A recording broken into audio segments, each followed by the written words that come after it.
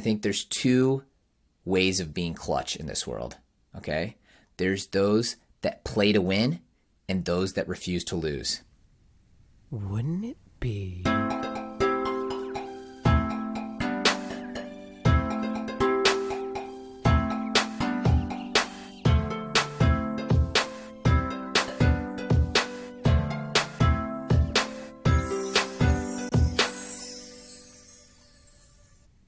All right, welcome to Diaries of a Mortal Entrepreneur. My name's Arvind Nagarajan. For those who don't know me, I'm a longtime investor and operator, but first-time founder. And I'm trying to document the journey of starting a high-impact business in real time. And the business I'm trying to start is a new middle and high school here in North Carolina. Today, I'm covering four things. One is the sources of motivation. The next two are two things I believe that I read this week. And then I'll end with a random thought. Okay, so first, source of motivation. So after the storytelling camp that kind of kicked off this entrepreneurial journey, I'm entering this phase now where there's a lot of solo work that needs to get done. And you have to find sources of motivation for that. It's not always easy to find the motivation to get things done without external pressures bearing down on you, for me at least. So anyways, this bracelet right here has been a recent source of motivation and something that's helped me the last couple of weeks. So when I was growing up, there was this big bracelet fad, and I remember it most associated with like Lance Armstrong and Live Strong. These yellow bracelets that I feel like everyone used to wear, but then they just became this thing where all these charities and organizations started adopting it. And then I just remember seeing people start wearing them with four letters that said WWJD. What would Jesus do? I don't know. For some reason, I distinctly remember this conversation with my grandmother, my amama. One time when I was in India, I must have been wearing one. We were talking about it, and I was like, mine wouldn't say WWJD. Mine would say WWAS. What would Amama say?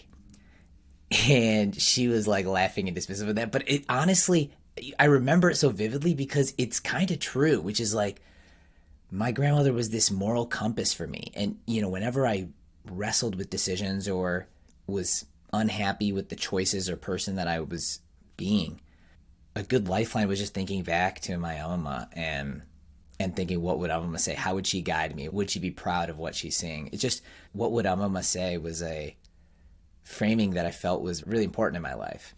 And she passed away about 8 years ago.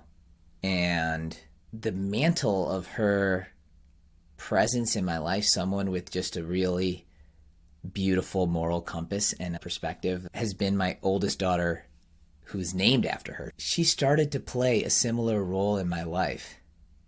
And she made this bracelet for me. And for some reason, it just says friends forever. But for some reason, it reminded me of that story and was thinking like, if I had my four letters on here, now it might be WWSA. What would Sheila ask? Because ultimately, she's the one who I'm seeing in the education system. It's more vivid in my mind what her future as a student looks like and what I hope she will be learning and preparing for as she gets to that high school age. So this has been like a nice motivational tool to kind of remind me of what I'm working for and why not to procrastinate or be lazy. Okay, next, two things I read that I believe. First was this quote I came across. This newsletter called Story Club is amazing, by George Saunders, an excellent fiction writer. And so it's this newsletter about people interested in writing stories and how do you get to be a better writer, etc. But it's about so much more. And this quote I just really loved. This is in the context of authors, but I think it applies just as much to teachers or people who are building and creating schools. As for the purpose of literature for kids, that's easy. I keep a quote by Kate DiCamillo next to my drawing table. She says it beautifully. We have been given this sacred task of making hearts large through story. We are working to make hearts that are capable of containing much joy and much sorrow. hearts capacious enough to contain the complexities and mysteries of ourselves and of each other. I mean, that is beautiful. If you think about what you're trying to cultivate in terms of character for students, if you have the chance to influence them in a meaningful way, you could do a lot worse than this as a goal. Okay, the next one was this quote, apparently attributed to Richard Feynman, but no evidence that it's his. Knowledge isn't free. You have to pay attention. And that, I love the turn of phrase there. It's just a beautiful little quote. And I couldn't agree with it more. I'm so stuck on this idea that people continue to underestimate just how important our attention is going to be for the next generation. Everything that society is doing to systematically erode our attention span, it's going to have greater and greater effects the earlier age you are introduced to technology and the more immersive and 24/7 it becomes.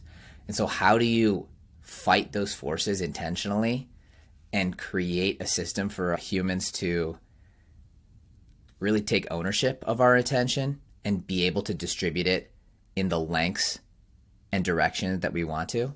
I think that's just such a critical task. And this article is all about the tension between education and entertainment. Fantastic points about how you structure learning. It's a great article and highly recommend the read, a lot of which I agree with.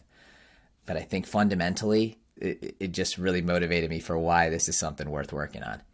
And then random thought, and I'll see if I can tie it with schools, but I'm not sure I'll be able to pull it off. One of my favorite things that I've never heard elsewhere, I think this is an original creation. Please, someone correct me if I'm wrong. Hit me in the comments if you've heard this before and in what context. But I believe that I'm the author of this framework. And I think there's two ways of being clutch in this world, okay?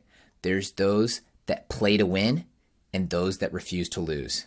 I'll share a link to my write-up of this, which is, funnily enough, like probably more than a decade old, but something I'm not embarrassed of at all. I think it holds up just as well today. So play to win, refuse to lose. So play to win, the quintessential example to me is Pete Sampras and his serve. Like the dude, when he was facing break point, he had this incredible ability to dial up the best serve, first or second. He'll miss the first, but then he'll hit a second serve ace. Just the perfect spot with pace, just unafraid of the moment, embraces the moment, plays to win. Or another example would be Robert Horry from basketball, just making those last minute shots, just playing to win, just unafraid of that moment. And you can just seize victory by the horns. That's one classic way of being clutch. The second is refusing to lose. I call it the refuse to lose mentality. And it's basically this will that's otherworldly.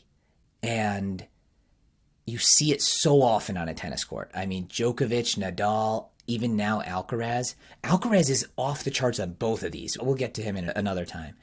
But refusing to lose is that will that you just run down an extra ball. It's Michael Jordan playing with the flu. It's these moments of clutch that are just defined by your refusal to bend to the laws of nature. Anyways, the reason I'm thinking about this framework is I played the first doubles match I played in 4 years. And I not only lost, but I choked, which is just, it hurts. It really hurts. Because it reminded me the fact that I just never had the play to win clutch gene. I am not the person you want to have the ball in the hands for a last second shot. I hit such costly double faults in both the second set tiebreaker and the match tiebreaker. And they're just the opposite of playing to win. You know, it's like the opposite of what Sampras would have done. But to my credit, I have the refuse to lose mentality. I will fight harder than anyone thinks is possible. I've never in my entire career, from age 8 till now, have ever retired from a match, despite cramping on several occasions, playing with 102-degree fever. I mean, I'm not playing on Grand Slam stages, but I've never in my career retired from a match. So my refuse to lose mentality, I am very, very proud of from that standpoint. But as I was thinking about it in the context of the school and starting a new business, I think there's something to this framework where it's like, if you're trying to start a startup, if you're trying to build a new business, you are not going to succeed by just refusing to lose. Staying default alive is a great idea once you're past the startup phase. Once you're a large organization, then it's like you go to the Paul Graham default alive. But the real 0 to 1, the real 0 to point 1, getting a business off the ground in a competitive market, I think you also need to have that play to win. So I've been thinking about that and thinking, I need to develop that. I can't just be serving double faults in these clutch moments. If I'm going to start something new, I'm not going to win by just refusing to lose. I'm going to have to play to win. That's it for today's diary. I'm going to try to keep this as real as possible and as frequent as possible to feed the algorithm, but also because I want to stay real to the journey, because there's going to be bad weeks, there's going to be good weeks, and just trying to stay with what's on my mind and how it feels. Thanks a lot. And please like, subscribe, share, do whatever you can to blow this up, because I do want to reach more people who think they might consider one day an entrepreneurial journey, or have done it in the past and might do it again, or look back at nostalgia with what it was like and want to reevaluate what their own entrepreneurial journey was. I don't know. I'm sharing this in the hopes it reaches those types of people. So if you know anyone who'd like it, please do share. All right. I'll see you next week.